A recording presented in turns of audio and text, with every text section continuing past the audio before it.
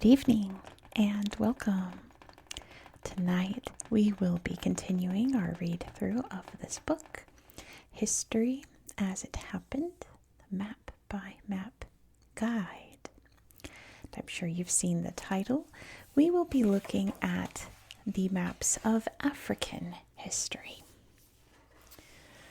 We've already looked at Africa today, Northern Africa, the land, and Sub-Saharan Africa, the land. So we'll be looking at all the others tonight. And of course, brushing the maps and pictures like this. Now, if you're new to this series, I have not read any of these maps in advance. Normally, when I read something on the channel or on my second channel or for channel member exclusive content, I read it out loud to myself before I read it to you guys on camera so that I don't make mistakes and I figure out pronunciations as best I can and all those things. But we're not doing that for this video. It's just blind. We're discovering it together, so there will probably be mistakes. There will be silly goofs. I might say things off the top of my head that I'll regret later, but I try not to edit these videos as much as possible too. So let's get into African history. Looks like we're starting with Egypt, people of the Nile. Here we go. People of the Nile. Here we go. Make sure it's all in frame. I think so. All right. It says ancient Egypt is renowned for its culture, pharaohs, which was their word for kings, and pyramids. But the prosperity of this great civilization was really thanks to the Nile River. Its clean water and nutrient-rich mud helped the ancient Egyptians grow crops in a difficult environment and enabled ancient Egypt to last for 3,000 years. Here's our first map up here, number 1, the Old and Middle Kingdoms. Egypt rises along the banks of the Nile during the Old and Middle Kingdoms. The river is rich in fish and floods every year, covering its banks in fertile mud. Powerful pharaohs embark on huge building projects, including the pyramids. Civil wars and possibly a famine end the Old Kingdom, and invasion puts an end to the Middle Kingdom. So we have a key up here. It says the Old Kingdom is orange, and that looks like it's all here along the Nile River, which of course goes actually this way. This is Upper Egypt. This is Lower Egypt.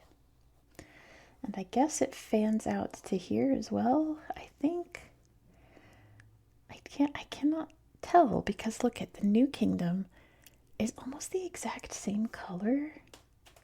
So I actually have no idea which is. Oh, you know what? This is the Old Kingdom and this is the New Kingdom. That's why I can't tell because it's on a second map. Gotcha. This is the Old Kingdom and the Middle Kingdom is green. Now that makes so much more sense. See, if I had read this in advance, I would have known that and I wouldn't have looked like a ding-dong dummy. The Middle Kingdom, I assume, included all of the orange and the green here. Looks like around little oases and a port there on the Red Sea. That sound is my cat scratching. Sorry, my manager scratching in his little bed. What else? Oh, let's read these boxes. It says the Great Pyramid of Giza is completed in 2560 BCE. Here's Memphis. Memphis is the capital during the Old Kingdom period. Heracleopolis first becomes capital between the Old and Middle Kingdom periods. You can see Heracleopolis right there. And here's the Hyksos coming in across the Sinai toward Thebes. It says Thebes is the capital during the Middle Kingdom era. The Hyksos people from Western Asia conquer Lower Egypt around 1630 BCE, ending the Middle Kingdom era. Looks like they have a little bit on the Sinai too during the Middle Kingdom. Wonder what they were doing right there in the desert. It must be an oasis there. Look down, here's the Narmer palette, right here. The ancient Egyptians developed a hieroglyphic writing system which combines symbols, figures, and graphics. One of the oldest discovered examples of this system can be found on the Narmer palette, which dates back to around 3100 BCE. We may as well look at the pyramids too, since it's during that time. And the Sphinx, of course. Tomb for a pharaoh. The Great Pyramid and the Sphinx at Giza were built during the Old Kingdom. The Sphinx, a mythical creature with a lion's body but a human head, was possibly believed to guard the Great Pyramid. The Great Pyramid was intended as a final resting place for the pharaoh Khufu.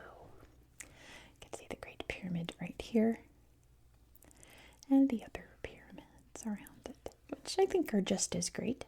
It's just that this one's bigger. Yeah, there's a lot of pyramids in this kind of Giza complex for the queens and such too. Let's head to the New Kingdom. Oh, there's years up in the corner. This is circa 1539 to 1075 BCE during the New Kingdom.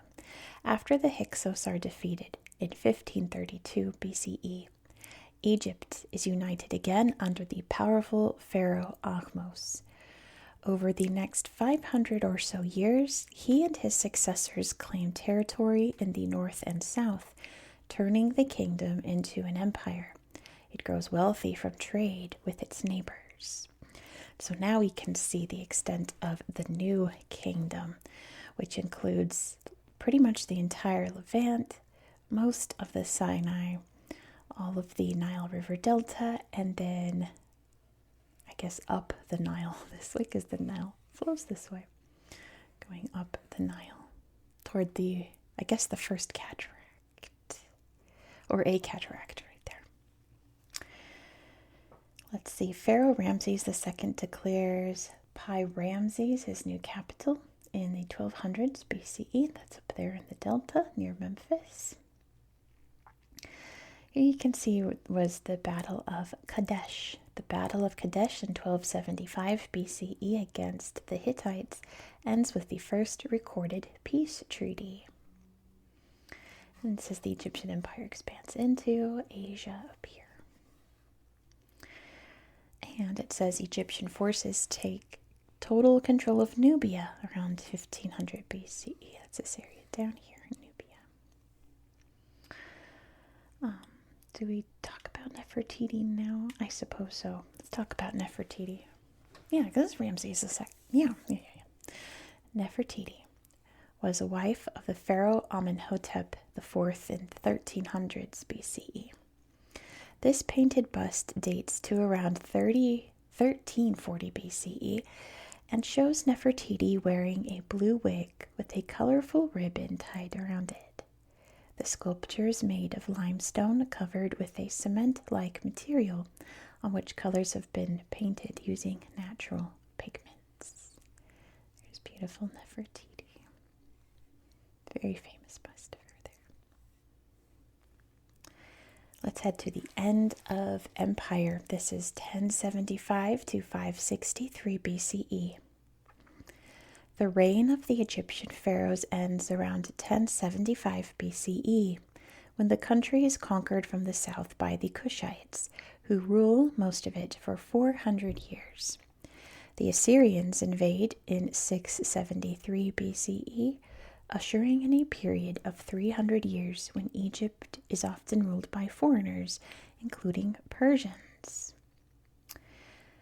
Up here, we can see it's much smaller now. Nothing up here. It says Memphis falls to Assyrian forces in 671 BCE. Up here in Tanis, it says Egypt's foreign rulers make Tanis the country's new capital in 1075 BCE. You can see Bubastis is also listed there, along with Hermopolis and Thebes and Karnak right next to it. Down here's Napata. Napata is the capital of the Kushite kingdom. You can see the Nile River going through it there. Then we head into, actually let's read this one before we go to the next map. It says ancient Egyptians believed that their spiritual bodies would live on in the afterlife, but entry to the afterlife was not guaranteed and involved a dangerous journey through the underworld.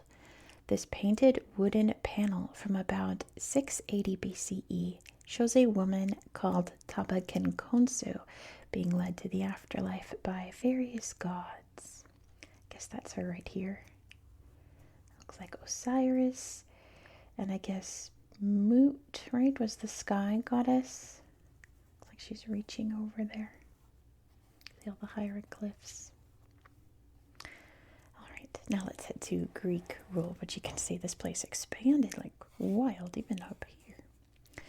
Alexander the Great conquers Egypt in 332 BCE, and so begins 300 years of Greek rule. When Alexander dies in 323 BCE, the Ptolemaic dynasty begins. During this period, Greek becomes the country's official language. Egypt is conquered once and for all in 30 BCE, when Emperor Octavian of Rome defeats Cleopatra VII, the last ruler of Egypt. And between 332 and 30 BCE, it extends all the way across here. Got all the desert, all of the Sinai. And we've got Cyprus and a little bit of what's now Turkey up here too. Bits all around. Let's see, it says the Ptolemaic kings of Greece also control parts of southern Turkey. Alexandria, named after Alexander the Great, becomes the new capital around 332 BCE. Hermopolis is an important cultural center under Greek rule. And the Temple of Isis is built on the Nile River island of Philae in the 200s BCE. Interesting. Oh, look, a little bit on Crete, too. They've got. All right. Down here, we have one more picture. It says a shaduf is a hand-operated device for lifting water from rivers onto land. Some experts believe that the ancient Egyptians invented it and used it to irrigate or water their crops with water from the Nile. There it goes. All right, I think on the next page we'll look at all the maps and then we'll read all of the stuff around just to keep it a little more consistent. Hannibal's about to cross the Alps. There he goes. You see, that way. Hannibal crosses the Alps. In battle, surprise is often the best ally. Hannibal Barca, a Carthaginian general, made surprise a key part of his plan when a war with Rome loomed in 218 BCE. Instead of taking the Romans on from the south as they expected, he marched his huge army, including war elephants, up through Spain and across the snow-capped Alps to attack from the north, a route that was believed to be impossible.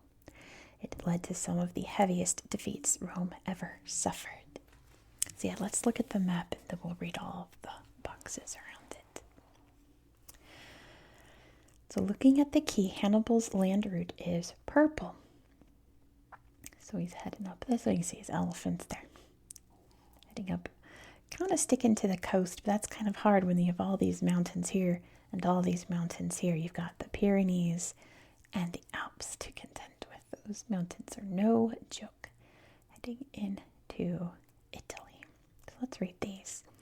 The war starts when Hannibal attacks Saguntum, a town recently allied to Rome. That's in 219 BCE. He goes up. When he reaches the Roman territory, you can see that's all gold here. They've got the whole peninsula and the islands here.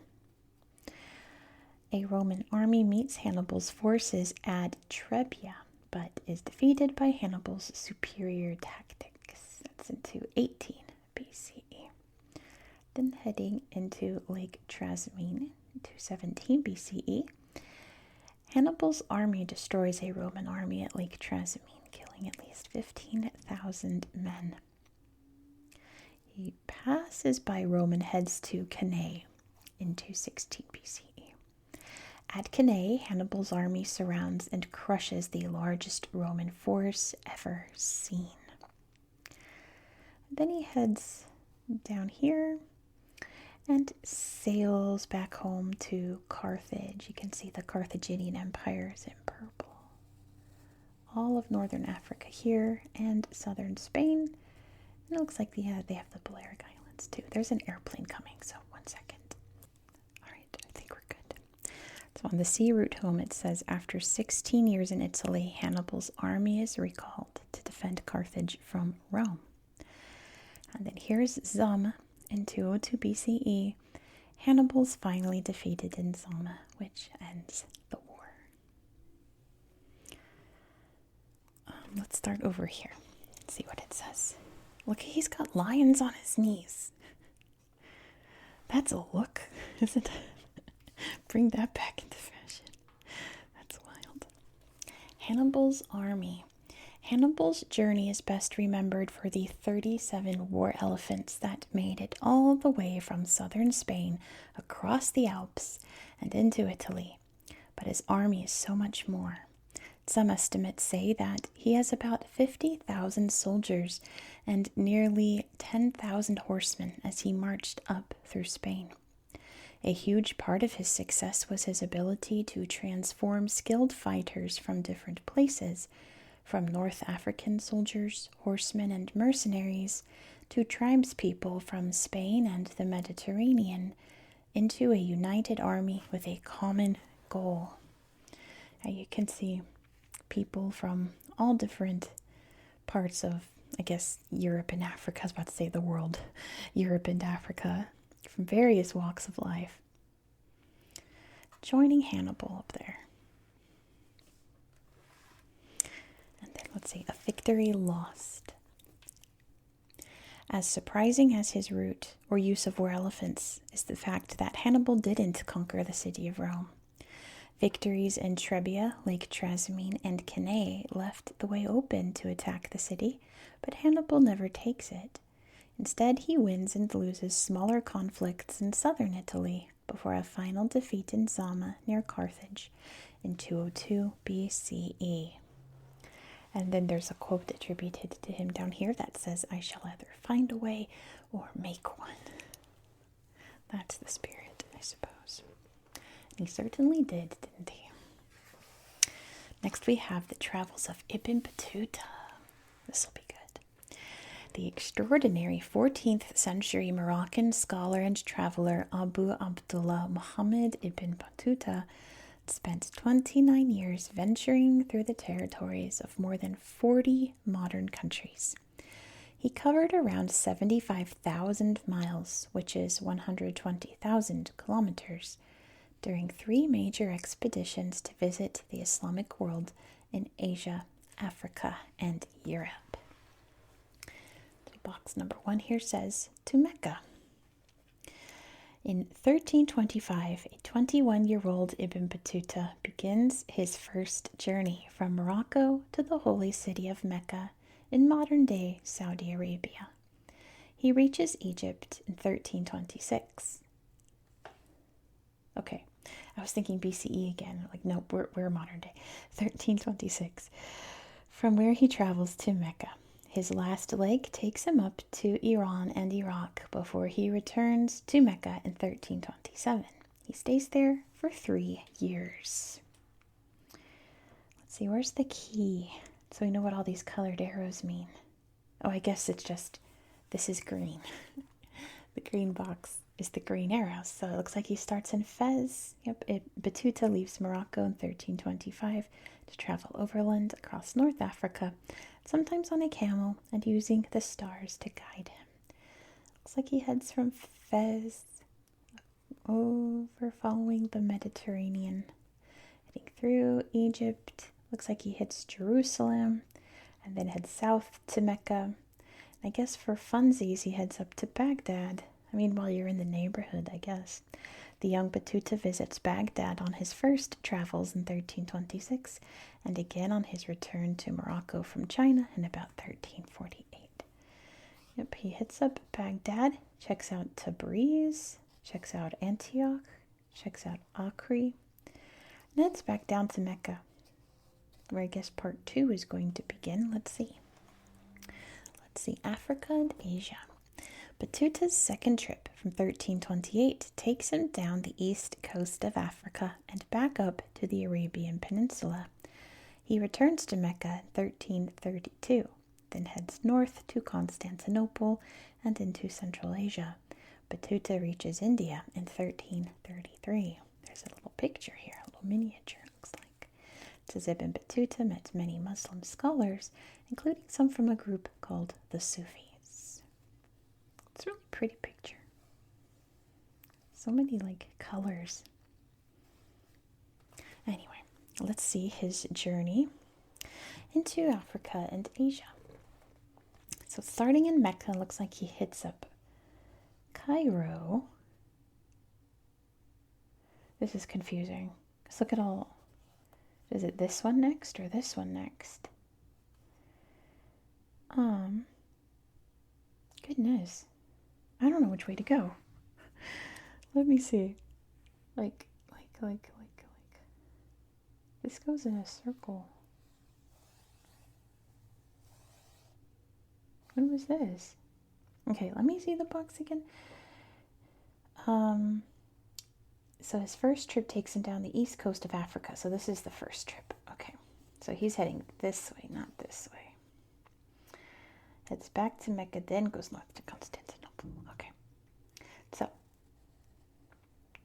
we're heading down to Aden, hitting up Mogadishu. It says Batuta's first sea voyage takes him to Mogadishu in modern-day Somalia in about 1331. He goes to Malindi, Zanzibar, and Kilwa. Sails back up to the Arabian Peninsula, hits up Hormuz there, and then crosses the desert back to Mecca. And then he's like, I want to go see Constantinople. So he heads up to Cairo, back to Antioch, then goes to Constantinople. And I guess while he's here, he may as well take the overlander back home. Sails through the Black Sea to hit up Astrakhan. And here's New Sarai. It says a harsh winter is just beginning when Batuta reaches the city of New Sarai in modern-day Russia in late 1332. Looks like he hits up Bulgar, and then heads down to beautiful Samarkand and Balkh, then heads over into India, that's Multan and Delhi. Make sure you can see. Yes, you can see. Delhi heads down to Calicut, it says. Sails around Saudi Arabia. And now where is he going? It says after being shipwrecked off the coast of southern India, Batuta travels to the Maldives and Sri Lanka. Wow. Now how does he get back? I guess we stop here until we get to number 3. Yep, and then I see it, then it picks up there. Aha. I get it now. Okay, number 3, China. A little chunk right here. In the early 1340s, Batuta leaves India on a mission to visit China. In 1345, he makes land in Guangzhou. He journeys back to Morocco and arrives in Fez in 1349. Batuta sets off on his final trips to Spain and in 1351, West Africa. So it looks like he leaves the Maldives and sails up to Pagan. Sails down past Malaysia up into China. There's Guangzhou. He visits Guangzhou, Hangzhou, and Kambalik. Is that what that says? It's in the mountains, I can't quite see. And then we're going to sail back down, past, I guess, Singapore today, through Indonesia, heading, I guess, this way, up back to Hormuz, up through Baghdad, back to Jerusalem, and then through the Mediterranean, all the way back to Fez. And he's like, more travels, please. And where does he go? He heads down to Janneh. See the Great Mosque of Janneh. He hits up, looks like Niani, and Timbuktu. It says after crossing the Sahara Desert, Batuta reaches Mali. He remains there for a year before returning to Morocco in 1353. He heads back up to visit Marrakesh and Tangier and Granada as well. Excellent. Look at this quote from Ibn Battuta. In southern India, he says, the country we had to traverse was an impenetrable jungle of trees and reeds. And there's some cowrie shells over here. It says when Battuta visited the Maldive Islands in around 1341, cowrie shells were used as currency. Let's see over here. Oh, we didn't read about the junk. It says Battuta crossed the South China Sea in a vessel called a junk. Here it is. Classic Chinese boat. Visiting Egypt. Ibn Battuta marveled when he saw 2 of the 7 wonders of the world in Egypt on his first expedition, the lighthouse of Alexandria and the pyramids of Giza. When he finished his travels, he described his epic journeys, which included meeting emperors and kings and being kidnapped and robbed, in a book called the Rihla, or the Journey. He died in 1368 or possibly 1377 and was buried in his hometown in Tangier. So I guess his travel started from Tangier, not Fez, but anyway. Fascinating travels. I never really looked at because, I've heard so many times about Ibn Battuta's travels across Asia and all that, but I've never seen a map to see just how much he explored. It's really incredible for that day and age, isn't it? We've already looked at that map. Let's look at the Bantu migration. Around 2500 BCE, the Bantu people began to migrate out of their homeland on the border of modern-day Cameroon and Nigeria. They would eventually dominate Central and Southern Africa. What unites these people is not so much their genes, but their language.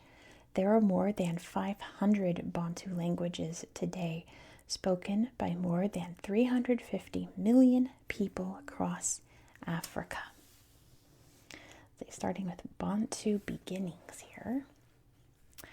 Originally, Bantu speakers were just one of many groups in Central Africa. It's possible that their migration started with a change from hunting and gathering food to farming, possibly as a result of new crops such as bananas, taro, and yams coming from Asia. The Bantu population booms, meaning they need more land to survive. So this is 2000 BCE to 1000 BCE. We can see the Congo Basin rainforest here in beautiful gold. And the red here is where the Bantu-speaking people, originate. As one wave of Bantu speakers moves south, another heads toward Lake Victoria. Another wave of people moves east and gradually south, reaching the Great Lakes of East Africa around 1000 BCE. Up here it says the formation of the Sahara Desert across North Africa, completed by around 2500 BCE, stops the Bantu from going north. You can see Lake Victoria, Lake Tanganyika, Lake Nyasa, and the Namibian desert's labeled too. Number 2, language and culture. The migrations of the Bantu speakers are not continuous and are often stopped by natural barriers such as deserts. From the initial migration, it takes the Bantu about 2,000 years to make it through the thick rainforests of the Congo Basin. Over time, their communication evolves into different languages, some more similar than others. It is not clear why they are so successful, but what is certain is that the Bantu adapt to their new environments, and through farming they can sustain more people. They also become skilled at metalworking, enabling them to make better tools and weapons. Oh, I see. The gold, I should have read this. The gold is their area of migration, so the Congo Basin rainforest is where they started. Now, in this wave, from 10,000 BCE to 500 CE, they're moving way down here. So now this is the Bantu speaking region. It expands here.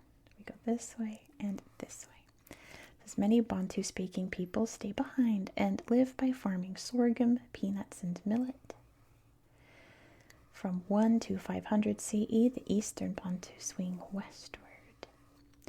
Here, the Western Bantu-speaking people reach the borders of modern-day South Africa around 300 CE. Looks like they hit the Namibian desert here. Not very hospitable, but there's people there, of course. The San live there. Number 3, villages to empires. Another wave of Bantu-speaking people make their way east and south. The Bantu live in small villages, which are moved every 10 years or so to avoid exhausting the soil. Makes sense. As time passes, they gather into chiefdoms and larger states, with powerful kingdoms and empires emerging between the 11th and 15th centuries. So now the Bantu-speaking region is all of this, pretty much like the majority of Central Africa here. And now this area is the new expansion zone. Almost the entirety of Eastern Central Africa. Let's see what we've got. Just the Congo Kingdom in modern-day Angola is founded in 1390 and lasts until 1914. The Kingdom of Bunyara rises to be one of the most powerful in the region from the 13th to 19th centuries over here. They travel toward the lake and then head down. It says the Mutapa Empire builds the city of Great Zimbabwe, home to about 20,000 people. And the Namibian desert stops the southern movement of the Bantu. Pretty amazing. Completely changed Central and Southern Africa forever. The Bantu migration. And look at this art here. This man is covered. It looks like porcupine quills, to be honest, but he's got sticks all over him. He's got a hole in his tummy, sticks in his knees, and sticks in his feet, and he looks really distressed, which I would be too. So let's see what this says. It says this wooden figure was made by a Congo artist in the 19th century. People put nails into it to mark significant events such as vows and treaties. Wow. That's really interesting. I've never seen anything like that before. Here's some rock art. You know I love rock art. It's gorgeous. Big swirls and curls. This rock art features concentric circles and long shapes called canoes. This rock art was made by the Batwa peoples of Uganda, a Bantu-speaking ethnic group. It is believed that these were painted to direct cattle and goat herders toward paths and water in the local area. They have since become sacred sites to the Batwa. Yeah, that's pretty neat. This says guarding the dead. Look at this big picture of this mask here. You can see the eyes, the nose, the little mouth. Guarding the dead. The Kota people of Gabon are a Bantu-speaking people. They make wooden sculptures covered in copper and brass to store the bones of a dead person and protect their spirit. Wow. That's really neat. You can see the little rivets they put in to keep it secure. Excellent metalworking there. That's beautiful. All right, moving on to kingdoms and empires. Though it is often overlooked by history books, Africa has been home to great kingdoms and empires for thousands of years. Yeah, I wish they taught these more in school because it's so fascinating.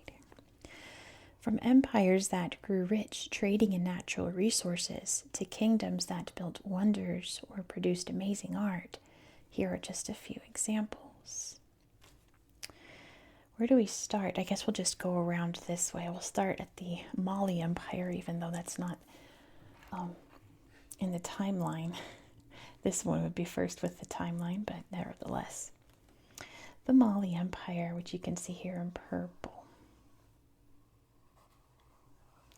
Established by the Lion King Sundiata Keita around 1235, Mali grows from a small kingdom to an empire through trade with its Arab neighbors in North Africa. Its capital, Timbuktu, becomes a center of Islamic learning, and its land doubles during Mansa Musa's reign. It weakens after him and is gone by 1660. You can see Timbuktu there. What are these lines? Looks like trade routes. And it certainly is. Nailed it. It is trade routes. There's Timbuktu. It looks like all the roads lead to Timbuktu. Here's the Ghana Empire, which is here in blue. Though its origins are unclear, by about 800, the Ghana Empire has become powerful through trading copper, iron, ivory, and especially gold. It declines after wars with the Muslim Almoravids from the 1000s. The last regions of the Ghana Empire become part of the Mali Empire by 1240. See what I mean? This one's first, this one's second, but that's just the order we're going in. It says the Ghana Empire is not connected geographically to the modern state of Ghana, which is down here, right? I've addressed before, they named the country Ghana. It was called Gold Coast during, you know what? I'm going to hold that thought because I know there's a map about like forming modern Africa. So hold that thought. We might address that in a bit. Remember that. If not, hopefully I remember to come back to it. Here's the Songhai Empire here in green. All this area here, the three great West African kingdoms, Ghana, Mali, and Songhai. Under Sunni Ali, the Songhai conquer most of Mali and establish a new capital at Gao. Like Mali and Ghana before it, the Songhai Empire relies on trade and stations a 200,000-strong army along trade routes to make sure they are safe and secure. The empire is eventually ripped apart by civil wars and ends around 1591. This is the tomb of Songhai ruler Askia the Great, built in 1495. They put all the sticks in it because this is made of mud clay, which deteriorates over time if it gets rained on a lot. So you use the sticks to climb up to patch it up every couple of months, maybe once a year or so. Beautiful art. Beautiful architecture, I should say. Over here's Kanem, Borneo, right here. The kingdom of Kanem is founded by the Sef people around the middle of the 9th century and becomes Muslim around 200 years later.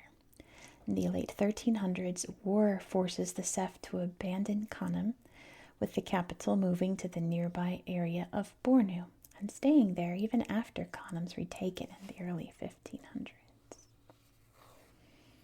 There's Kanem, Bornu. Nubia is next. Look at that pristine Nubian pyramid.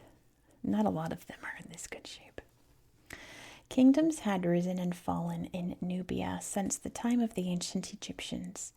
Rulers from the kingdom had controlled Egypt as the Kingdom of Kush for about 400 years.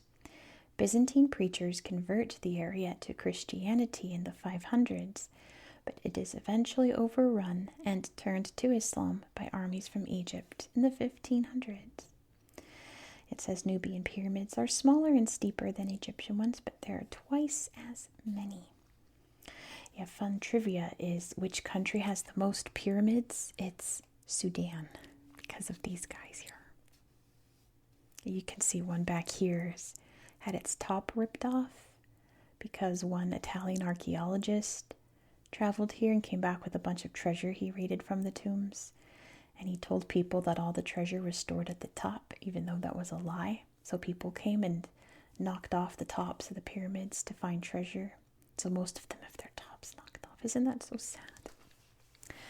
Let's head over to Aksum, which you can see here in gold. Over here in Yemen and Saudi Arabia today. And of course in Ethiopia. I'm trying to see, I guess I wanted to say Eritrea, but I'm not sure. I think it's just in Ethiopia. This empire begins around 100 CE and lasts about 1,000 years. It takes advantage of a mild climate and good rainfall, as well as fertile soil, to excel in farming and herding animals. It becomes Christian under King Azana around 328 and spreads the religion to sub-Saharan Africa. This is one of the many stelae, possibly a burial marker erected by the Aksum Empire. These are pretty remarkable because a lot of these have fallen as well, because as you can see, it's very tall. So not a lot of these remain intact. That's really remarkable there. There's a quote here from King Azana. It says, "I have raised the throne by the power of the Lord of Heaven." Oh, and over here it says the city of Adulis is Aksum's major port, helping them trade with places as far as Rome and India. Down here's the Kingdom of Zimbabwe. Centered on its capital, the stone-walled city of Great Zimbabwe, the Kingdom of Zimbabwe rises around 1100. It controls much of the East African coast, with its rulers growing rich in foreign trade, even including business with China.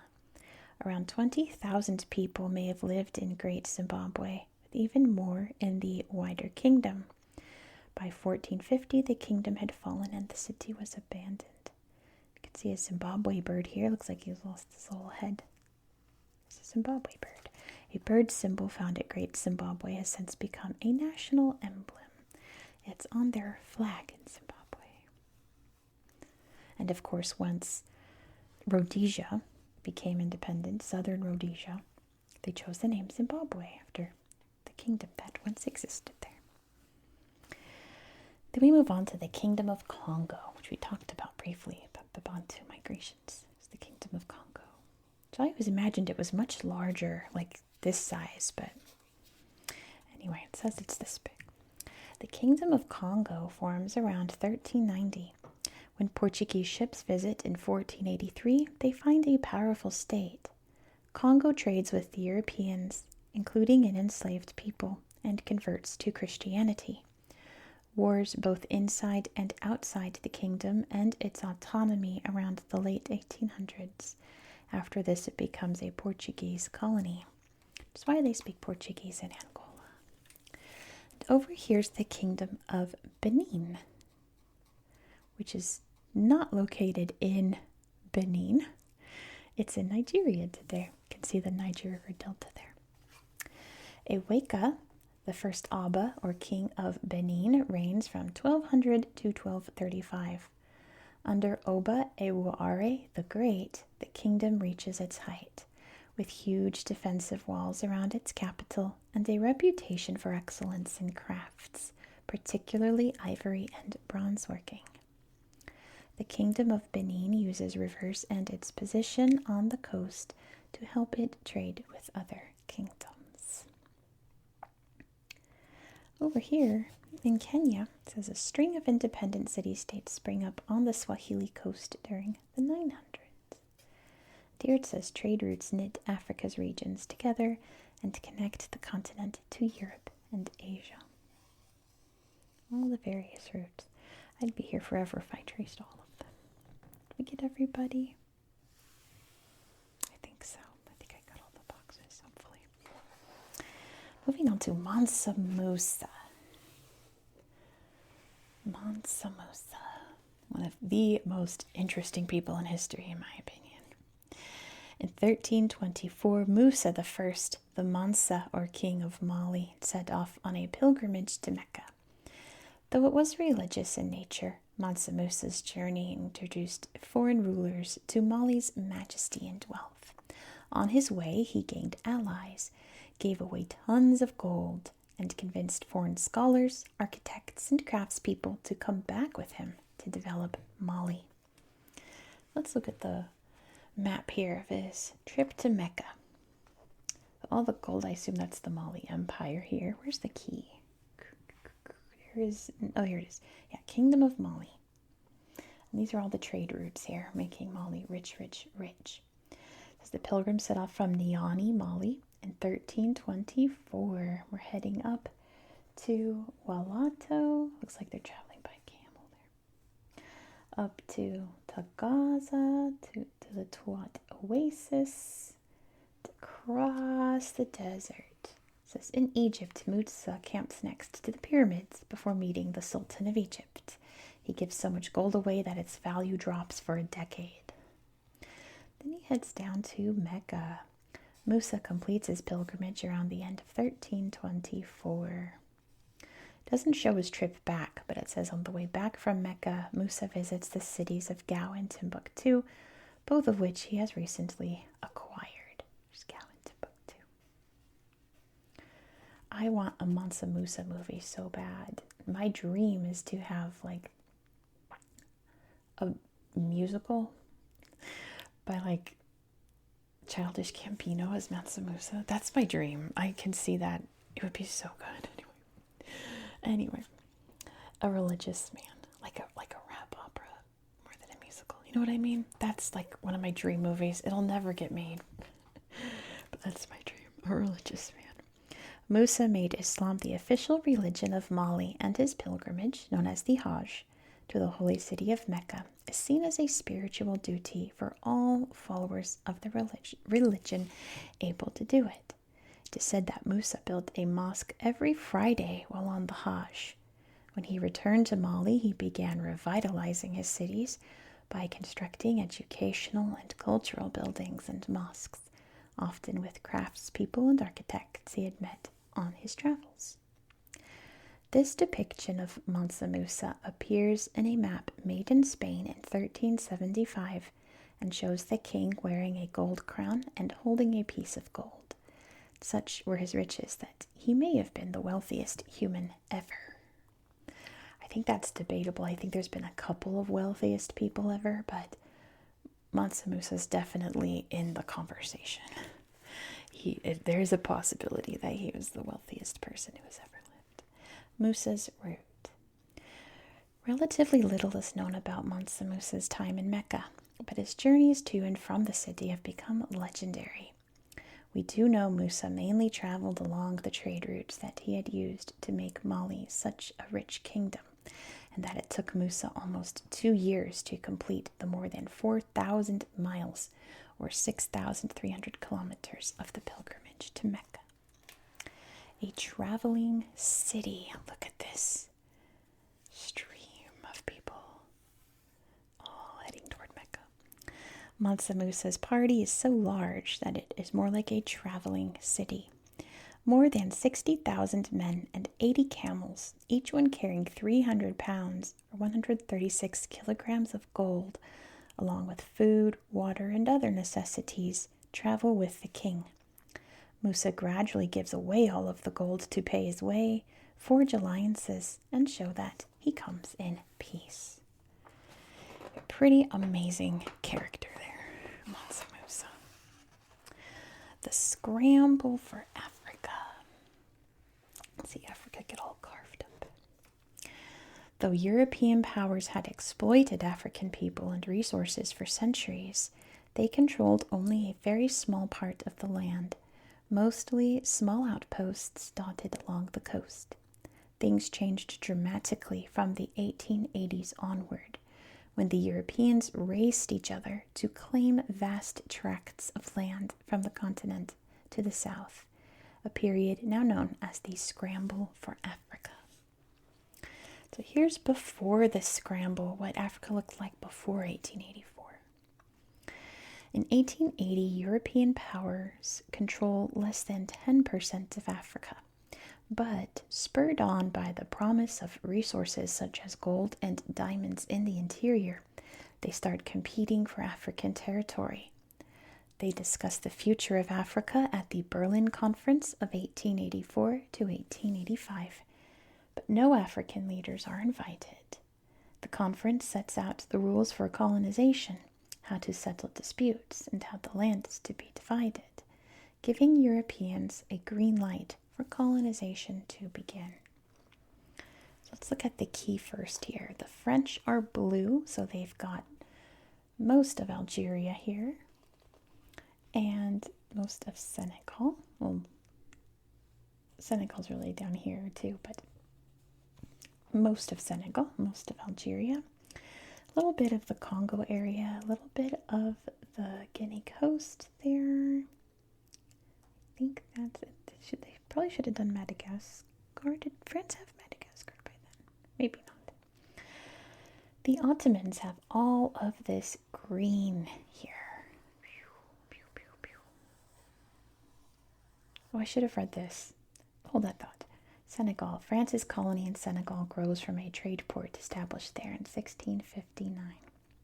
Okay, back to the Ottomans. They've got Tripolitania, they've got Cyrenaica, of course Egypt, and the Sinai and all along the Arabian Peninsula coast here, and this part of Somaliland. It says the Ottoman Empire has held territory in North Africa for centuries, but is in decline around this time. The British are orange. They've got this area here of the Gold Coast. Remember, I told you Gold Coast. Between 1823 and 1900, the Ashanti people fight a series of wars against the British, like the War of the Golden Stool. They've got this area here in Nigeria, the Yoruba states, and they've got Cape Colony down here in what's now South Africa. It says the Zulu people fight the British for control of their land, but are eventually defeated in 1879. There's a great movie called Zulu, made in the 70s, 60s, 70s. It's really good, actually. The Spanish are pink, which I know they're over here. Oh no, they're over here near Sierra Leone. That's it. The Belgians. Oh, are these the Belgians? Not the French? That makes more sense. Belgians are here. The Germans are light green.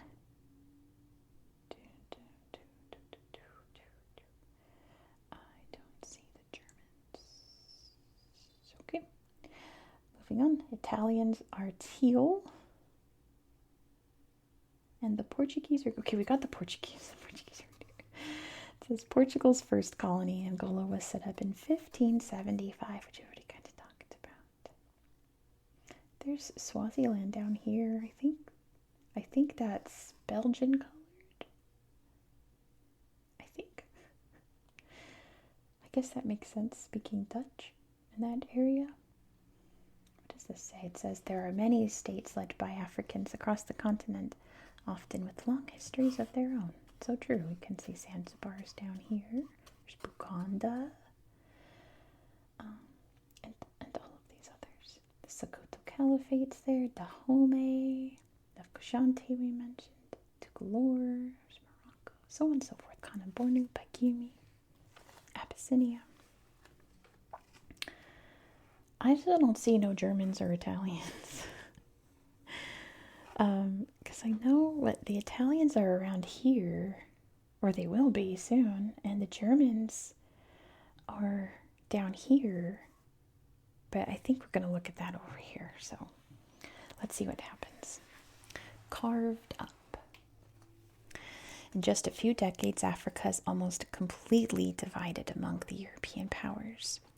Though the Europeans are often met with fierce resistance, they are able to rely on more effective weaponry to overwhelm African powers. New technologies such as steam-powered ships and better medicines, including anti-malarial drugs, also help the European powers push into the interior of Africa. After the scramble, the continent is changed forever, with African colonies often dragged into wars between their colonial overlords, such as World War I. Oh, I get it. Oh gosh, I'm such a ding-dong dummy. This key is for both maps. So the Italians and the Italians and Germans aren't here yet. I see. And I guess the Belgians, I guess that is France, not Belgium. Now it's making sense. I'm sorry if you're watching this and you were like, you're very wrong. Now it's making sense. All right, let's look at this poor carved up map of Africa. First of all, Liberia and Abyssinia and East Africa are the only African countries to evade colonization. It's because they are majority Christian. So they were like, let's not touch those, right? So now let's look at the key. France. France claims a huge part of North and West Africa. You can see Morocco, Algeria, Tunisia, French West Africa, and French Equatorial Africa, and now they've got Madagascar. And a bunch of islands out here, but you can't really see. They're tiny. The Ottomans are long gone. Goodbye, Ottoman Empire. The British, we've got the Gambia. Except it looks pink. I know that's British. But anyway, the Gambia.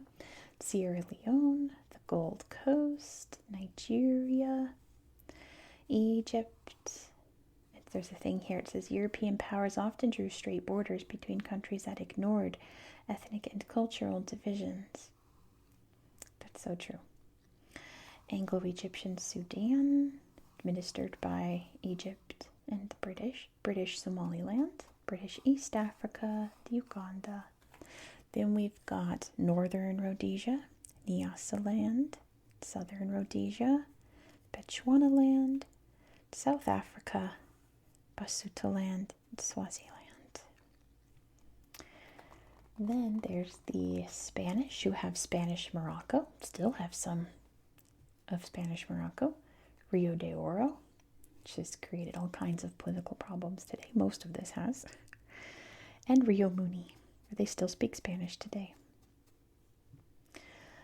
The Belgians have Belgian Congo, and that is a horror story in and of itself. Let's read about it, apparently. King Leopold II of Belgium personally owns the Congo from 1885 to 1908. This is his personal property. Wild.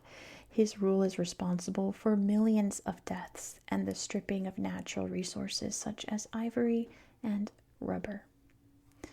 Yeah, if you ever want to be horrifically horrified, read about Belgian Congo. If not, don't Google it. It's really rough. Then we have the Germans. So now we've got German Southwest Africa, which it says Germany claims its first colony in Southwest Africa in 1884. And here's German East Africa. After defeat in World War I, Germany gives up its East African colony to the British, joining the British colonies together. And there's also Cameroon, which would get sucked up by the French during World War I, becoming a French-speaking country today. But it was originally German. Here comes another airplane. My goodness. Let's take another break. You won't notice, but I'm going to take another break. Okay, that flew over real fast. Excellent. Where was I? The Germans. We're talking about the Germans. Next is the Italians. So the Italians have Libya. Their claim was that the Roman Empire had all of these cities and such up here, which they did. So they're like, we have the right to this area. Okay. They also took Eritrea and Italian Somaliland. There's still lots of Italian spoken in Eritrea today, and spaghetti is one of their national meals today. And the Portuguese, they've got Angola, they've got Mozambique, and then Portuguese Guinea is up here. Which, like, when people are like, how come there's so many Guineas? There's Guinea-Bissau, and there's Guinea, so on and so forth. Equatorial Guinea. That's because Equatorial Guinea speaks Spanish, Guinea-Bissau speaks Portuguese, and Guinea speaks English. Because of all of this nonsense here. Over here in Abyssinia, it says in 1896, an Abyssinian army led by Menelik II defends its independence by defeating an invading Italian force. The Italians would get it eventually, but not for very long. I love the artwork here from Benin. It says, the European powers cared little for the rights and cultures of African peoples. This bronze carving was looted from Nigeria by the UK. See the Oba right there. Their art was so cool, their bronze art. Menelik II, Emperor of Abyssinia from 1889 to 1913, played the European powers against each other to protect his lands from colonization. See his cross there. And here's some Zulu warriors. See their shields there. Zulu warriors from South Africa and a photograph taken after their defeat in the Anglo-Zulu War of 1879. I think we have one more map. The dawn of a new era. African countries had to fight for independence from European colonial powers in the second half of the 20th century. One by one, countries across the continent declared their right to rule themselves. They often struggled against racism and through war to reach what Ghana's leader Kwame Nkrumah called the dawn of a new era for the continent. There he is there. Independence calls. Demands by Africans for independence increase after the end of World War II. Europe's colonial powers, weakened by the global conflict, are unable to stop them. By the mid-1950s, parts of North Africa are free from foreign control, followed by states in West Africa later that decade. So 1951 to 1958. We have Sudan, Morocco, and Tunisia gaining independence in 1956. Sudan right there. Here in Libya, in 1951, the Italian colony of Libya is the first African nation to gain independence after World War II. Liberia, 1847, South Africa in 1910, and Egypt in 1922 all achieve independence long before the rest of Africa. There's Ghana and Guinea. Ghana and Guinea gained their freedom in 1957 and 1958. And Ethiopia here. Apart from its brief occupation by Italy between 1936 and 1941, Ethiopia is never colonized. The start of independence here. 1960, the year of Africa. In 1960, the trickle of independence becomes a flood in what becomes known as the Year of Africa. Most of West and Central Africa liberates itself from foreign rule. Many within governments in the European imperial powers begin to accept that nations and people should be allowed to rule themselves, but some African nations find they will have to fight harder than others to be free. Yeah, we'll talk about Algeria after this by the looks of it. So we've got... So all the green's already independent at this point, and all of the orange here is becoming independent this year. On January 1st, 1960, Cameroon becomes the first nation to gain independence that year. Mauritania is the last, November 28th. Here's the DRC. The Democratic Republic of the Congo is the only Belgian colony of the 17 that win independence. Oh yeah, we forgot about Rwanda, Burundi. Hold on. They're so small you can't see. Rwanda. Oh, goodness. Anyway.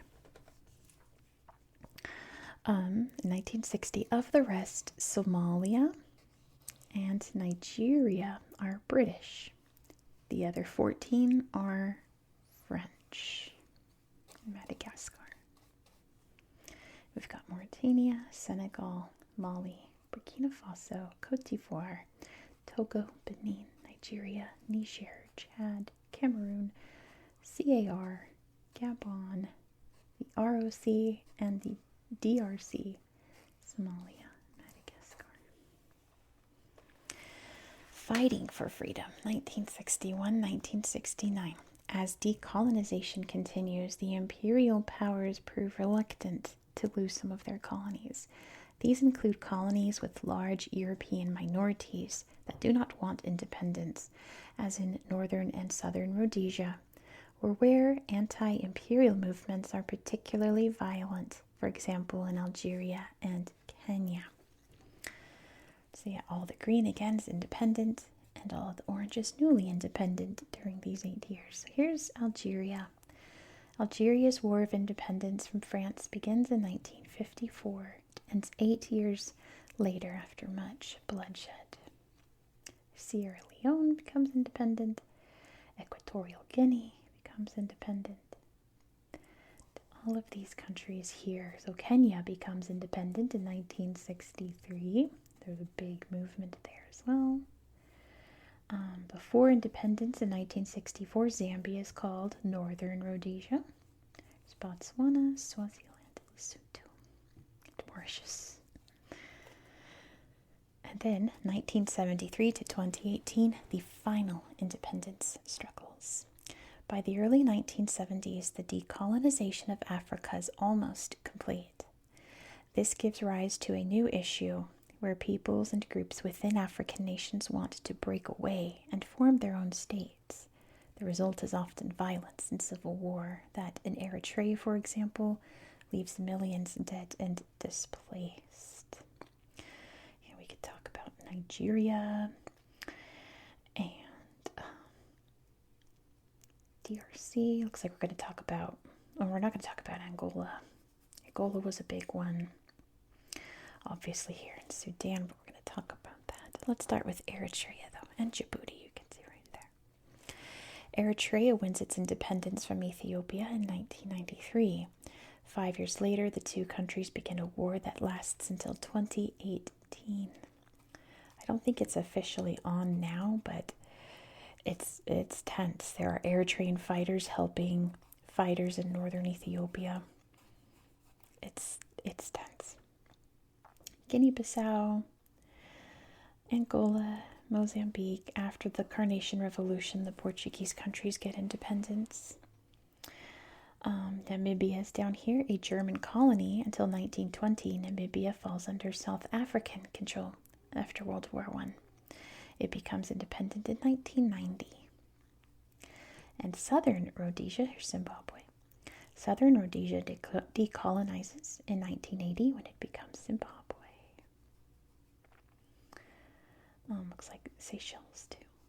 And Comoros is on here as well. South Sudan. South Sudan gains independence from the former British colony of Sudan on July 9th, 2011, after a long civil war. Yeah, we've got Somaliland marked there and Western Sahara marked there. All the Moroccan viewers are going to be mad about that. Anyway, it looks like, Sao Tome also. Portuguese. And Cape Verde. Portuguese. And yeah, independence. Not so much peace, but independence, right? There's a lot of peace in Africa, a lot more than you'd think, but all of the wars and conflicts overshadow each other. It says troops celebrate Independence Day on July 5th, 1962 in Algiers, the Algerian capital. As many as 1.5 million Algerians may have died in the war against France. So yeah, they are celebrating. There's Kwame Nkrumah. Kwame Nkrumah was independent Ghana's first prime minister and later became its first president. Am I correct? He was like the first elected leader of an independent African, like modern African nation, I believe. So quote here from Jomo Kenyatta, the first Prime Minister and President of Kenya. Our task is to make ourselves the architects of the future. Here's Namibia celebrating. On March 21st, 1990, Namibia became an independent nation after decades of war. Celebrations were held at the National Stadium. Looks like they're welcoming Nelson Mandela. African National Congress lives. They were in the Namibian flag. Excellent. Well, that was not a bad history of Africa there. We'll move on to Asia next in a few weeks. But yeah, not a bad history of Africa there. I really liked that. There's some stuff. I didn't talk about Ghana. So yeah. Ghana Empire's rich in gold. Ghana's rich in gold. So when they declare independence, Kwame Nkrumah is like, we call it Ghana, after the famous gold empire there. But But that will be it for tonight. Thank you so much for watching. If you enjoyed this, please consider subscribing because, like I said, we'll be starting with Asia very soon. And I can't wait to read more of this book. It takes all of my willpower to not crack it open in my free time and read it because I want to read it so bad, but we're going to read it together. I hope you found this video to be relaxing and educational, and I hope that you have a good